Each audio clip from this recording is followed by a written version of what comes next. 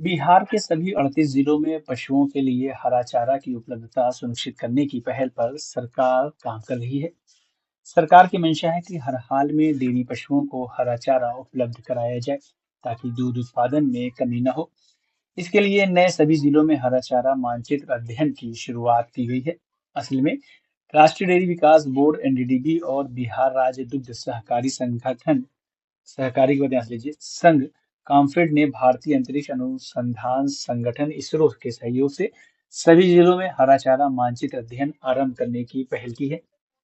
इसे लेकर सोमवार को पटना के एक होटल में रिमोट सेंसिंग और जीआईएस आधारित हरा चारा मानचित्रण अध्ययन पर वर्कशॉप और सह प्रशिक्षण कार्यक्रम का आयोजन किया गया।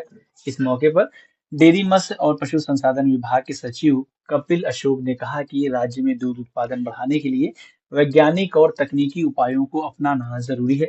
इस मौके पर काम्फेड के प्रबंध निदेशक समीर सौरभ ने कहा कि हरा चारा मानचित्रण पशुपालकों को हरा चारा उपलब्ध कराने के लिए जरूरी कदम है। उन्होंने बताया कि कार्यशाला में वीपीएमयू पटना, तिमोल मुजफ्फरपुर, डीआरएमयू बरौनी, एसएमयू आरा, बिहार शरीफ डेयरी परियोजना नालंदा के पदाधिकारी भी शामिल हुए। प्रशिक्षण के दौरान प्रतिभागियों को रिमोट सेंसिंग और जीआईएस तकनीक के उपयोग से हरा चारा मानचित्रों की प्रक्रिया, डाटा संग्रहण और विशेषण और के बाद यहाँ से लीजिए विश्लेषण की विधियों की विस्तृत जानकारी दी गई।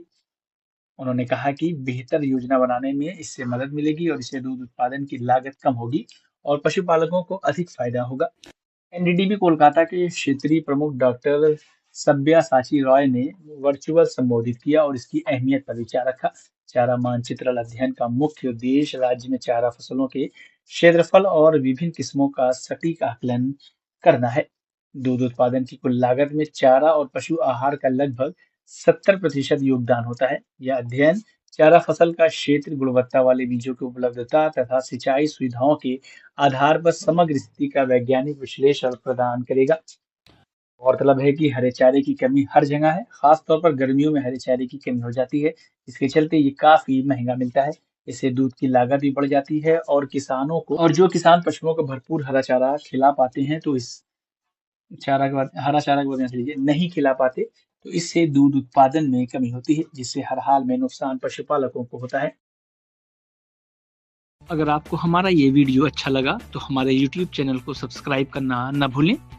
बेल आइकन भी जरूर दबा दें।